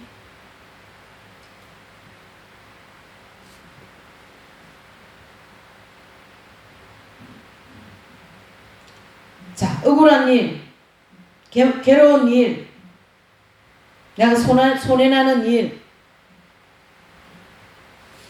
원수를 좀 사랑해보려는 마음. 그런데 그것이 안 된 걸 가지고 바울은 나는 죽었다. 이 뜻이. 나는 죽었다. 선한 의지에 동그라미 하시고, 나는 죽었다에 동그라미 하시고. 그렇죠? 해서 범죄하기 쉬운 그 순간 말과 행동으로 범죄하지 않을 수 있는 그런 마음속에 악심이 나타나지 않게 할 수 있는 능력은 내 속에 없더라는 거예요. 그러니까 나는 죽었다라는 이 의미는 내가 뭐 목숨이 죽었다 그건 아니죠. 선함을 행할 수 없는 능력이 나한테 없다. 그게 바로 죽었다라는 거예요. 내가 죽었다. 자, 이 말씀을 이해를 돕기 위해서 유교의 창시자인 누굽니까? 공자에 대한 이야기를 보면 유교의 그 경전 논어에는요, 그 공자의 사상과 교훈이 담겨 있는 것인데, 우리 조선시대는요, 논어에 기록된 그 유교 사상이 큰 영향을 가지고 있어요. 그런데 죄성을 가지고 있는 인간은 이 공자의 교훈이 너무나도 엄격하여 온전하게 실천하기가 어렵다라는 걸 알 수 있습니다. 해서 공자님에 대한 예화들이 많이 있는데 그 중에 한 가지 예를 좀 보시면, 어느 날 공자께서 가족들이 입던 옷을 도둑을 맞은 적이 있어요. 근데 공자는 다른 사람들에게 자신의 어려운 사정을 이야기하지 않았지만, 그리고 방석을 이렇게 가져다가 가족들의 숫자대로 구멍을 뚫어서 그 구멍으로 뭐만 내놨어요?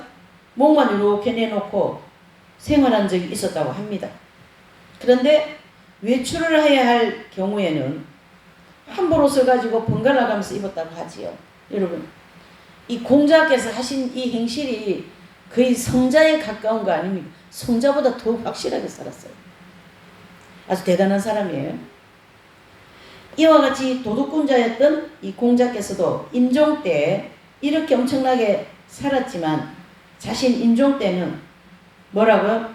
내가 70평생 또 돌을 닦았지만 많은 사람들이 예의 번절도 가르쳤지만 아직도 내 마음속에 순간순간 뭐가 나타난다요? 탐심을 없애버리지 못했다. 참. 그러니까 공자처럼 살지도 못해요. 어떻게 방석에 구멍 뚫어놓고 덮고 있다가 나갈 때 그것도 한 사람 입고 나가고, 이게 되는 얘기입니까? 얘기가 되는 것입니까? 안 되는 거죠. 근데 우리 조선시대에 이 영향을 엄청 받았다라는 거예요. 그래서 사람들이 얼마나 예의 범절이 강력했겠어요. 그렇죠? 공자가 뭐라 했더냐? 응? 논어를 얼마나 써라 막 이렇게 되지 않습니까? 그렇게 하나님은 우리가 예수님을 믿지 않는 기독교적인 계명이 없을 때는 그런 걸 가지고 사람들이 도덕적으로 살 수 있는 길을 열어놓으신 거예요. 그래서 우리 이 아시아 쪽에는 복음이 늦게 들어오지 않습니까? 그러니까 이 아시아 쪽에는 그런 그 공자라든가 그런 어떤 석가라든가 이런 사람들을 통하여 그 시대를 살아가는 그 하나의 도덕적인 길을 만들어 놓은 거예요. 하나님이 또 그런 것도 사용을 하시죠. 그리고 이제 복음이 들어오면서 우리나라가 몇 년도에 들어옵니까? 1800년도에 들어오지 않습니까? 가톨릭이. 그러면서 그 산상수훈의 말씀을 여러분 잘 보셔요. 산상수훈의 말씀을 딱 만나니까 공자가 가르쳐준 말씀과 아주 흡사하거든요. 또 공자는 남녀 이 반상의 차별 있잖아요. 이 계급의 반상의 이런 차별을 다루지 않았어요. 근데 이 복음에는 보니까 모두가 다 형제요 자매라는 거예요. 여기에 굉장히 매력을 느끼는 거예요. 그 당시에. 그래서 복음을 믿기 시작하는 거죠. 그래서 백정도, 쌍놈도, 양반도 다 형제 자매잖아요. 그래가지고 그 반상에 대한 그런 걸 엄청 따지고 하는 그런 양반들은 참 그것들이 말이지 오랑캐라고 하면서 잡아다가 순교시키고 그렇지 않습니까? 제사 문제도 있지만은. 예. 그래서 공자 때문에 복음이 더 어떻게 돼요? 막혔어요. 그래서 공자가 없어야 복음이 더 활발해진다 이런 얘기하는 사람도 있더라고요. 네. 어쨌든 이 공자께서 70평생 자기가 돌아가시기 전에 그렇게 내 이 마음에 나타나는 이 탐욕을, 탐심을 이 산을 막 덮는다 그랬거든.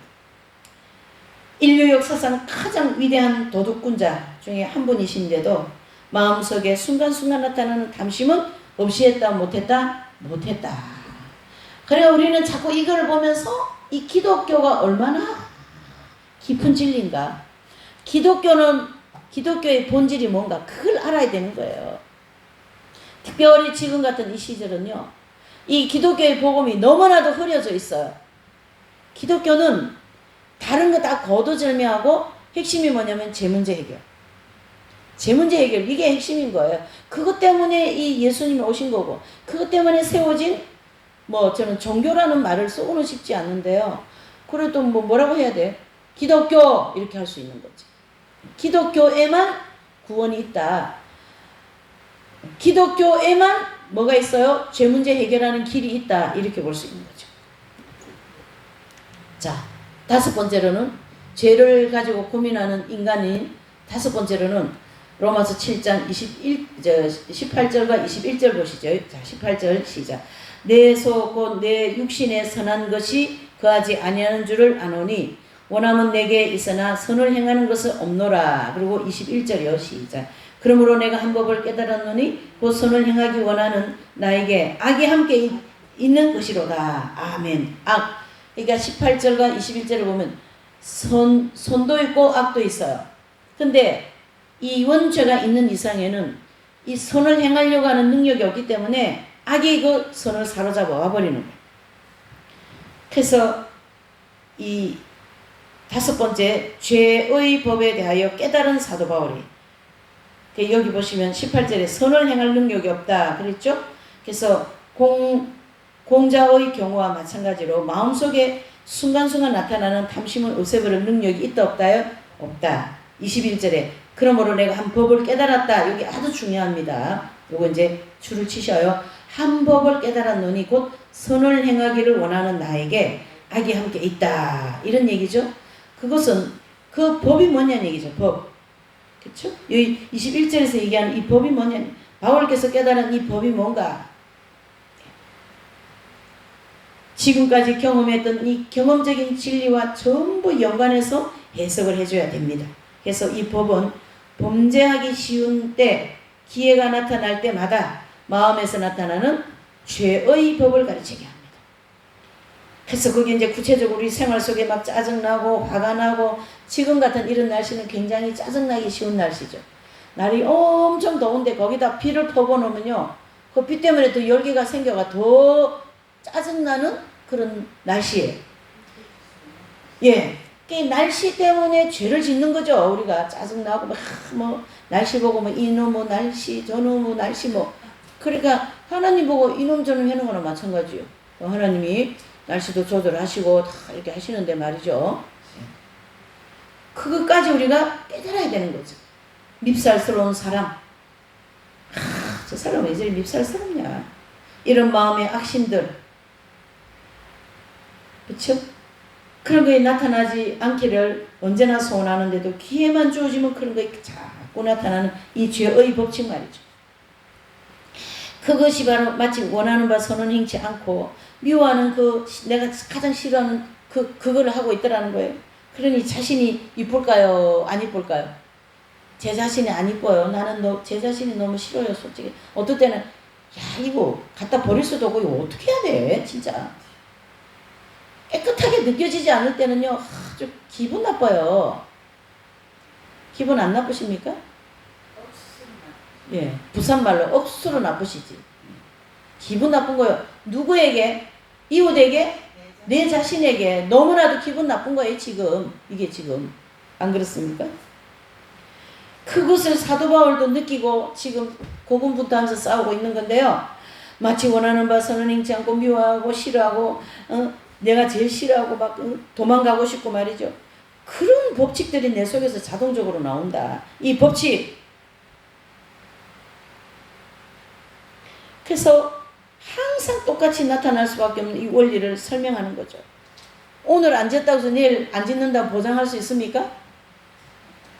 그러니까 남 죄 짓는 거 가지고 야, 너 죄인이야 이 소리 할 자격 있어요 없어요? 없다. 너도 그 죄 짓는다 내일 되면 모레 되면 지울 수 있어. 너도 가늠한 여인이 될 수 있어. 그러니까 예수님이 다 보여주지 않습니까? 가늠한 여인에 대해서 나도 너를 정죄하지 않겠다. 하나님, 예수님은 정죄할 수 있거든요. 근데 안 하셨어요. 왜? 그걸 보고 우리에게 배우라고.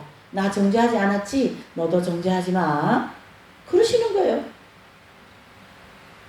이 성인이 되신 분들을 보면 예수님을 보는 듯 하지 않습니까? 성인들은 남을 정죄하는 일이 없죠. 프랜시스 성자께서 지금 이분도 몸을 너무 많이 혹사해가지고 길을 가는데 뭐 좀 걸을 수가 없어요. 그래서 그 제자 한 분께서 당나귀 같은 거 하나 이렇게 타고 가는 사람들 빌리지 않습니까? 우리 사부님이 이렇게 힘들어서 그런다고. 아, 누구신데요? 프랜시스라는 분. 야, 그분 굉장히 유명한 분인데. 그리고 와가지고 나귀를 빌려주면서 참, 당신이 말이 유명한 분이고 이름이 많은 사람들한테 알려져 있던데 절대 교만하면 안 됩니다. 그 소리를 듣는 순간 뭐 이 사부님이 그냥 당나귀 밑에 무릎 꿇고 나한테 이렇게 좋은 교훈을 해줘서 너무나도 감사하다고 말이죠.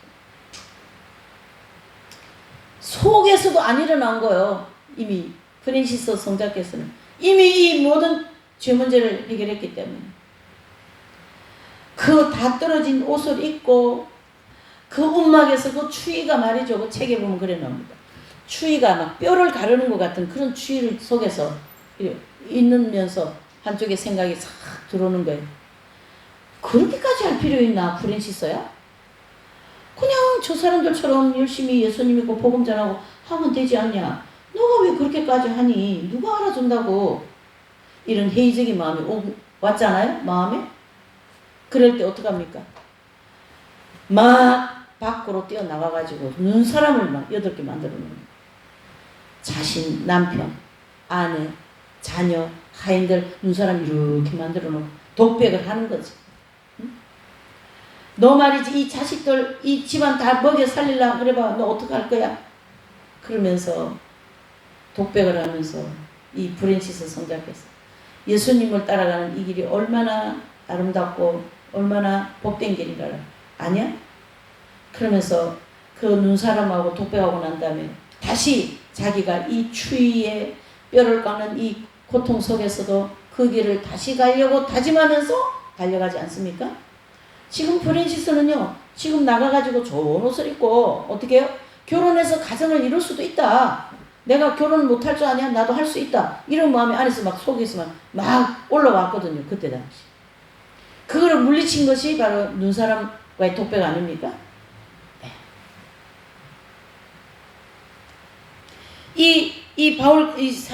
프랜시스라든가 이 사도 바울, 이게 깨달은 법칙이라는 법칙 안에서 너 왜 그렇게까지 가정을 가지고 결혼을 하지 왜 그렇게까지 하냐? 이런 정욕의 생각들이 막 이 속에서 막 올라오지 않습니까? 참. 그런 걸 보면 우리는 이제 어떻게 해야 됩니까? 야, 정말 멋있다. 저분들 멋지다. 이래야 되는 거예요. 왜 그렇게 살아? 제정신이 아니지. 그러면 안 되는 거죠. 네. 자, 이렇게. 그래서 이 법칙을 구체적으로 표현하면 죄성의 법칙. 그래서 내 속에서 이 교만한 죄가 올라오면요. 그게 법으로 막 안에서 치밀어 올라오기 때문에 이게 어떻게 해요? 내가 다스릴 수 있는 힘이 없다. 그걸 얘기하는 거죠. 그게 죽은 거거든요. 우리는 로마서 7장에 기록한 죄라는 말을 해석할 때 그것이 자범죄를 가리켜 말하는 것인지 아니면 마음에서 나타나는 악심을 가리쳐 얘기하는 것인지 죄성을 가리쳐 말하는 것인지 잘 분별을 해야 되는데요. 이 본문에서 즉 7장에서 얘기하는 죄의 법은 바로 죄의 법칙에서 말하는 것으로서 죄성의 능력이 법칙이다 이래 볼 수 있는 거죠. 그게 죄가 뭐가 있다는 뜻이에요? 아까 제가 서두 얘기했죠. 죄는 뭐가 있어요? 능력이다. 내 힘으로 될까요? 안 될까요? 안 됩니다. 안 됩니다.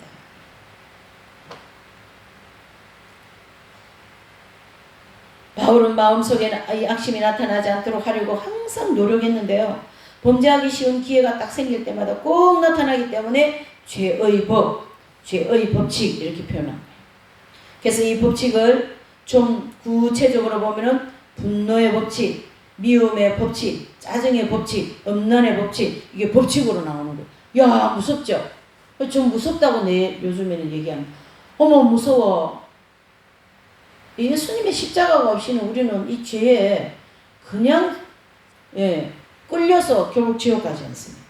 그러나 다양한 죄성 중에도 강한 죄성이 더 심하게 나타나는 걸 알 수가 있는 거죠. 어떤 사람은 시계, 질투성, 어떤 사람은 교만성, 어떤 사람은 그 사람한테 죄성이 좀 강한 거가 잘 나타나고요. 사람들한테 인정받거나 칭찬 들을 때 기분이 나빠지고 헐떠는 말을 하기 쉽고요. 이런 죄의 법칙이 나타나게 된 것은 사람들의 심령 가운데 뭐가 있기 때문에요? 죄성이 뿌리를 받고 있기 때문이다 얘기해요. 사도 바울께서 성결의 은총을 받기 전에는 이러한 죄의 법칙을 자신의 마음 가운데서 언제나 발견하면서 고민을 한 거예요. 그래서 로마서 7장 22절 23절을 보시죠. 시작. 내 속으로는 하나님의 법을 즐거워하되 내 지체 속에서 한 다른 법이 내 마음의 법과 싸워 내 지체 속에 있는 죄의 법 아래로 나를 사로잡아 오는 것을 보는도다. 참 어떻게 이렇게 말할 수 있어요. 그죠? 참 말도 잘하시죠. 그죠? 네. 저는 이런 거 보면 어떻게 이 말을 이렇게 또 표현했을까? 예. 마음의 법과 싸워 내 지체 속에 있는 죄의 법 아래 나를 사로잡아 온다. 내가 지금 그거 보고 있다. 참, 예. 보통 사람이 아니죠. 예. 여기서 법 아래 나를 사로잡아 온다는 것은요. 우리 성도들이 하나님의 법도 내지는 계명을 따르고자 하는데 순간순간 죄의 법칙이 나타나가지고 어떻게 해요? 선한 마음을 가지고 계속 살아가고자 하는 우리 성도들의 마음을 그 죄의 법칙에 싹 사로잡아 가버린 거예요. 네? 그래서 마음의 법은 선하게 살고자 하는 의지를 말하고 그 의지가 순간순간 그 법 아래에 사로잡혀 간다. 그래서 그 의지가 선을 실천할 수 없는 그 순간은 죽었다라는 거예요. 그래서 바울은 나는 죽었다 이런 말을 쓴 거예요. 이해되시죠? 그 사람이 계속 죽는 건 아니거든요. 또 그 지나고 나면 또 살아나요. 예. 그 순간적으로 선을 행할 수 없는 그 능력이 나한테 없잖아요. 그게 죽은 거다 이렇게 표현하고 있어요. 결과적으로 우리가 죄를 지을 때는 나는 어떤 사람이라고요? 죽은 사람이다. 이래 볼 수가 있는 거죠. 네. 자, 그래 지금 이거 우리가 로마서 7장을 가지고 뭐 합니까? 해부하는 거죠. 해부. 영혼에 뭐예요? 해부 다 갈라냅니다. 지금 창자는 창자대로 가는 간대로 다 갈라내고 있어요. 지금. 그래서 내가 법 아래 사로잡혀 갔다. 자, 6번째로는 죄의 법 때문에 절망할 수밖에 없는 인간. 죄의 법 때문에 뭐예요? 절망이 되는 거예요. 우리 모든 신자든 불신자든 죄의 법칙에 사로잡히지 않는 경우가 간혹 있습니다. 예를 들자면 불신자를 할지라도 자기 아들이 서울대학이나 사법고시 합격했습니까? 뭐 남편이 또 뭐 성진을 해가 월급을 많이 받아왔습니까? 보너스 지금 이제 추석이 다 됐으니까 보너스도 받아올 때 있겠죠? 기분 좋아요? 안 좋아요? 기분 좋죠. 기분 안 좋습니까? 자기 아들이 서울대학 수석으로 합격하면 기분 좋죠. 남편이 보너스 많이 타다 주면 기분 좋죠. 누구 중심의 기분 좋은 거예요? 자기 중심적인 기분이지. 예. 그러나 반대로 말이죠. 막 요거도 먹고 말이지. 욕설을 퍼붓고 말이에요. 그렇게 하면 속에서 기분은 어디서요? 악심이 올라온다.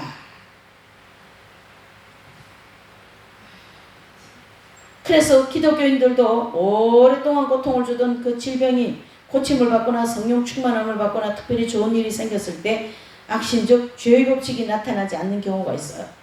좋은 일이 있을 때는 좀 기분 나쁜 소리도 막 해 웃고 아유 그랬구나 넘어가자 그러는데 기분 나쁜 일 계속 생기고 짜증 일 자꾸 생기면 말이죠.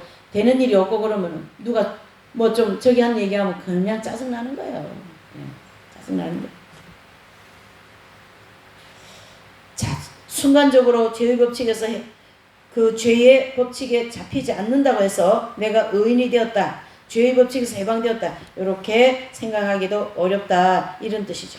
원망이 안 나온다고 해서 그것은 아니다, 그걸 얘기해 주고요. 이와 같이 로마서 8장 경험에 들어가지 않는 사람들은요, 일시적인 범죄할 수밖에 없는 환경이 있어도 범죄하지 않는 경우는 있지만 결국 무엇은 없어지지 않았어요? 내 속에 죄의 법칙을 만들어내는 원죄 문제는 해결이 됐다 안 됐다? 아직 안 됐다. 이것을 바울이 깨닫고 로마서 7장 24절 시작. 오호라 나는 공고한 사람이로다. 이 사망의 몸에서 누가 나를 건져내랴. 아멘. 그랬습니다. 그래서 조금 선하게 살았고 내가 조금 뭐 짜증 안 나고 그게 문제가 아니라 사도 바울은 자기 속에 뿌리를 내리고 있는 인간의 힘으로 아무래도 해결할 수 없는 이 원죄를 가지고 고민한 것이 로마서 7장 경험입니다. 그래서 여기에 버금가게 고민한 그 구약에 한 분 계시죠. 바로 욥이에요. 욥은 어떻게 해요? 이 세 번째 연단이라고 하는 이 연단을 통해서 자신을 발견하게 되는 거거든요. 그래서 욥은 어떻게 합니까? 차라리 나지 않았으면 좋아할 뻔했다. 나 왜 이렇게 죄가 많냐? 그 뜻이거든요. 욥기의 내용 전체를 보면. 해서 이와 같이 로마서 8장의 경험에 들어가지 않는 일시적인 그런 상황을 가지고 얘기한 게 아니라 바울이 고민하고 하면서 로마서 7장 24절에 바로 오호라 나는 공고한 사람. 이 사망을 보면서 누가 내를 건져내라 탄식한 건데, 자 여기 보면 이 죄 때문에 공고한 사람은 결국 어떤 사람이라는 뜻이에요? 사망, 즉 죽을 수밖에 없다라는 거예요. 그 죽음이 바로 지옥 갈 수밖에 없다라는 뜻이고요. 그 지옥에서부터 이 죄된 몸을 누가 건져내랴, 그걸 얘기하고 있죠. 자, 7번째, 죄와 사망의 법칙에서 해방하게 한 이 생명의 성령의 법. 이와 같이 절망하고 탄식하다가 사도 바울은 이 죄의 법에서 해방되게 하시는 큰 은총을 로마서 7장 25절 시작. 우리 주 예수 그리스도로 말미암아 하나님께 감사하려.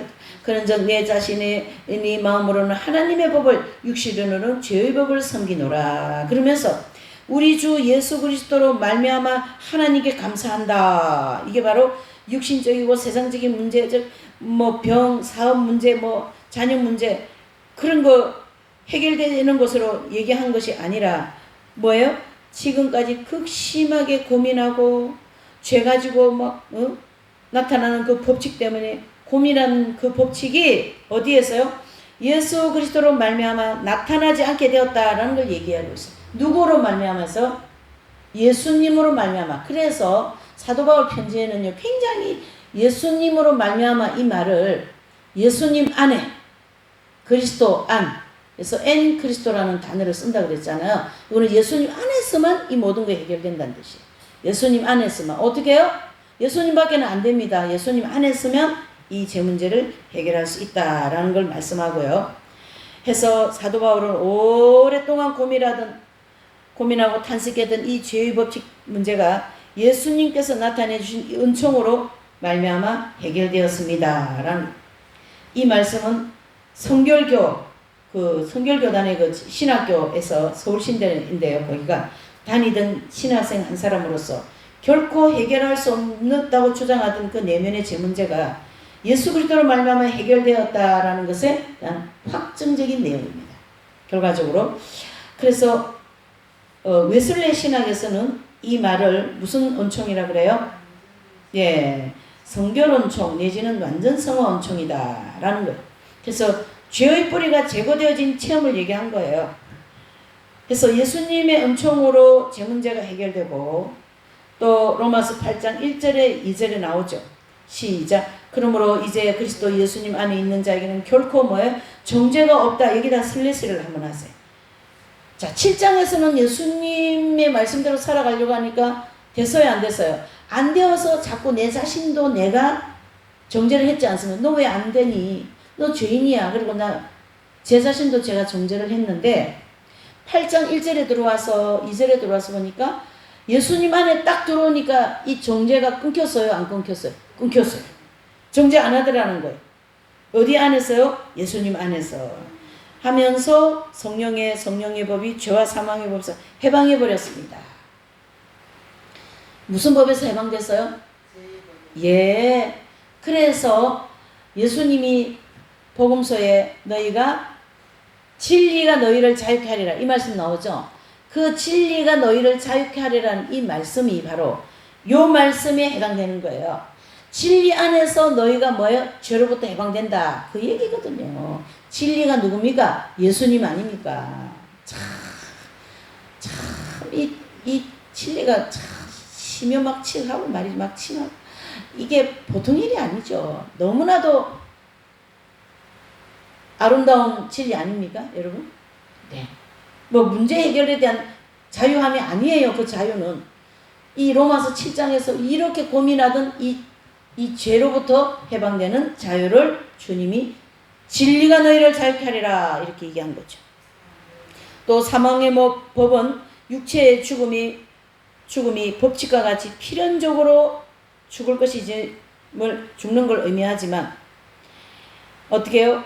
이 로마서 8장 2절은 생명의 성령의 법이 마음 가운데 나타날 때 비로소 죄의 법에서 해방이 되는데요. 그 법에서 해방된 사람 자체의 육체까지도 하나님은 어떻게 해요? 부활체를 일으켜서 우리를 생명으로 인도하시겠다. 다 그게 무엇 덕택이에요? 예수님의 십자가 덕택이다. 덕분이다.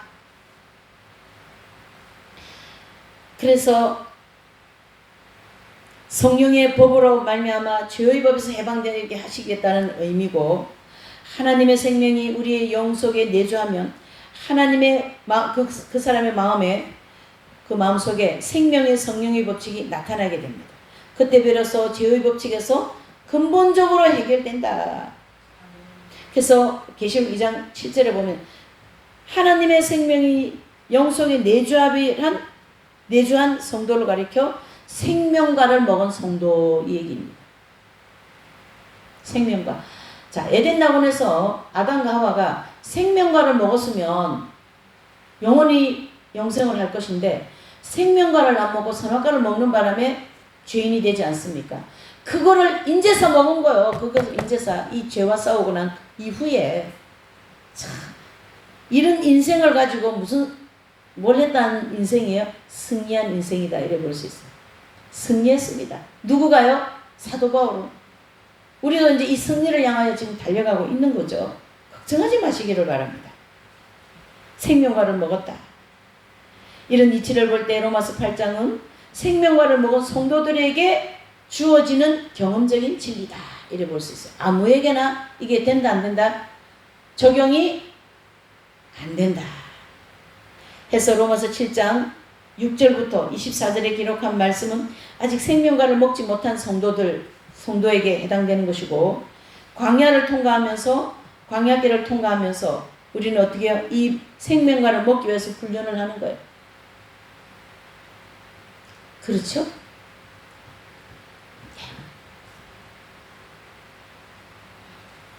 그래서 신명기 8장 1절에서 5절을 보면 내가 너희를 광야에 40년의 길을 걷게 한 이유는 내 말을 지키는지 아니 지키는지 보려 함이라 그랬지 않습니까?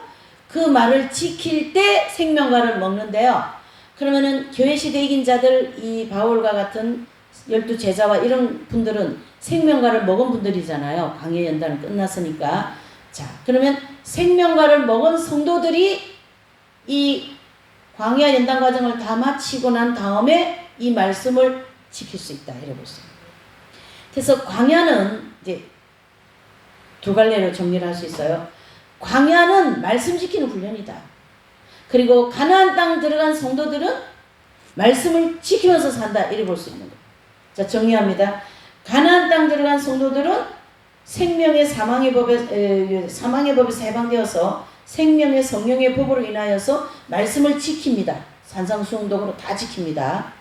그 다음에 광야에 있는 성도들은 말씀을 지키는 훈련을 하고 훈련이 끝나면 그 말씀을 지키면서 사는 과정이 가나안 땅 들어간 성도들인데 그게 이 땅에 있으면서 이루어진 분들이 교회 시대에 이긴 자들이고 우리는 그걸 향하여 지금 나가고 있는데 이 땅에서 다 안 되면 중간 연계라 해서 아니면 7년 대관을 통하여 하나님의 말씀을 다 지키는 훈련이 끝나면 천국 가서 아버지의 말씀을 지키면서 산다. 아멘이십니까?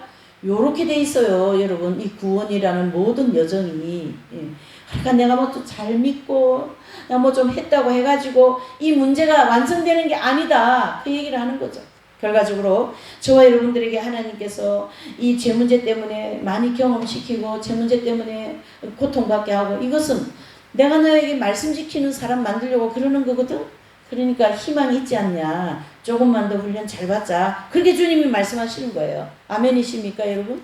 예, 참 얼마나 감사합니까? 죄 때문에 이렇게 고통받고 하는 게 이게 감사해야 될 일입니다 여러분.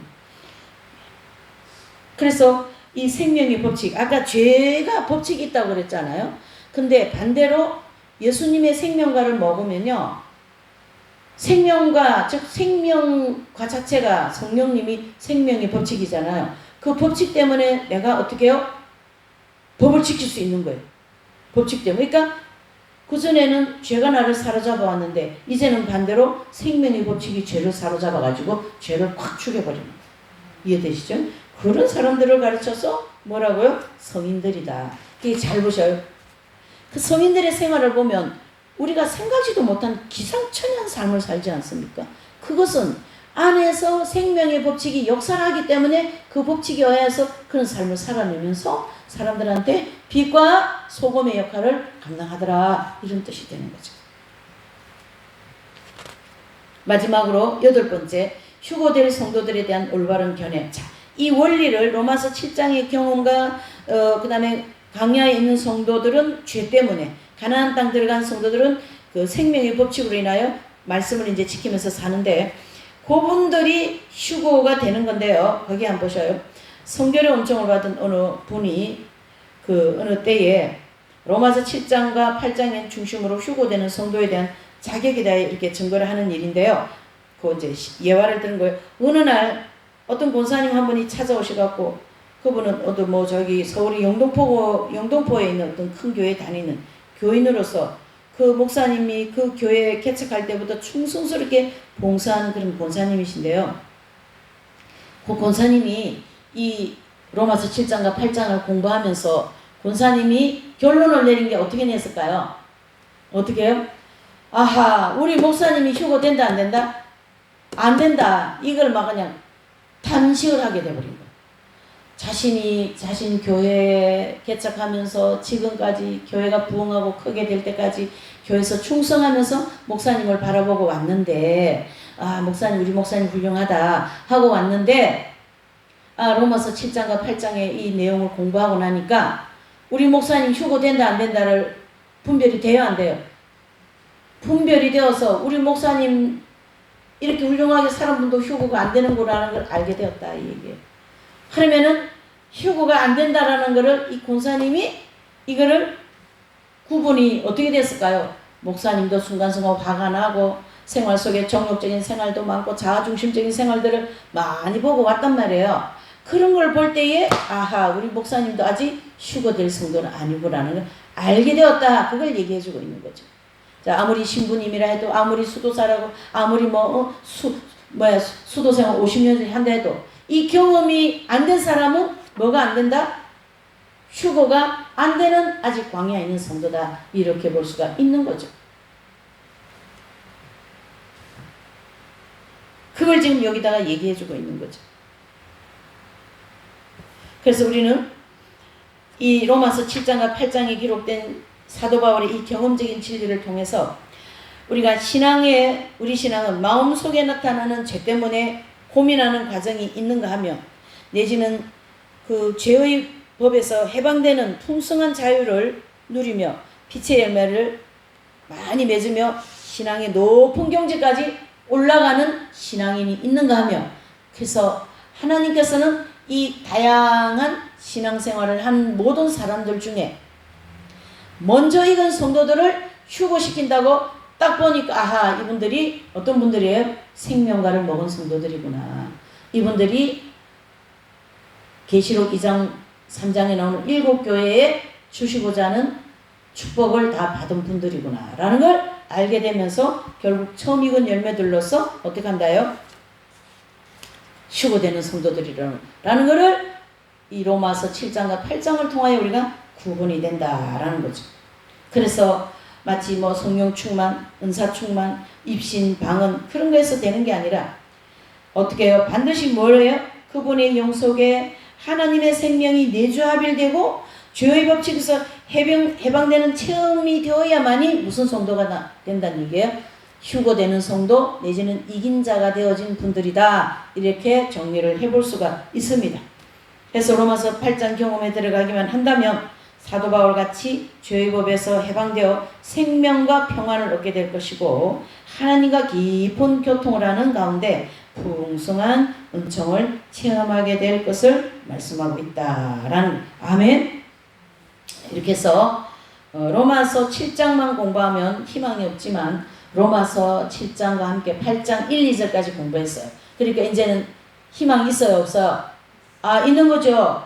나도 어떻게 될 수 있다? 생명과를 먹을 수 있다. 열심히 죄 때문에 고군분투하면서 싸우면서 가다 보면 하나님이 우리가 이 죄의 쇠사슬에서 해방시켜 주신다. 이렇게 제 희망을 가지고 오늘 7장을 마치겠습니다.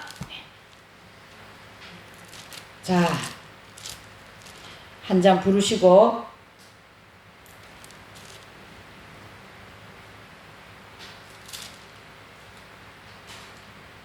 (202장입니다)